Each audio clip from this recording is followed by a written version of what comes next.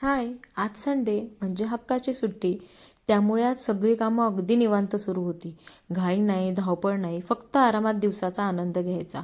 खूप दिवस झाले मी थालीपीठ बनवले नव्हते, म्हणून ठरवलं चला आज तेच बनवूया. यात मी चना डाळ, मूग डाळ, तांदूळ, गहू आणि ज्वारी अशी सगळी पिठं एकत्र केली. चवीसाठी भरपूर कांदा, कोथिंबीर आणि आलं लसूण मिरची यांचं वाटण करून घातलं. सोबत ओवा आणि तिळाचा खमंगपणा तर हवाच. ओल्या कापडावर थापून जेव्हा हे थालीपीठ तव्यावर खरपूस भाजलं जात होतं ना, तेव्हाच मला त्याच्या खमंग वासाने कधी एकदा ते खाते असं झालं होतं. मग त्यानंतर संध्याकाळी आम्ही क्रांतिज्योती विद्यालय मराठी माध्यम हा चित्रपट पाहायला गेलो. हा मूव्ही माझ्या आईला खूप जास्त आवडला, कारण ती स्वतः एका मराठी शाळेत मुख्याध्यापिका होती. आम्हीही मराठी माध्यमातून शिकल्यामुळे आम्हाला पण लहानपणीचे शाळेतले दिवस आठवले. तुम्ही पाहिला की नाही हा मूव्ही? मला कमेंट करून नक्की सांगा आणि ज्यांनी पाहिला नसेल त्यांनी नक्की बघा. भेटूया नेक्स्ट व्लॉगमध्ये. तोपर्यंत बाय.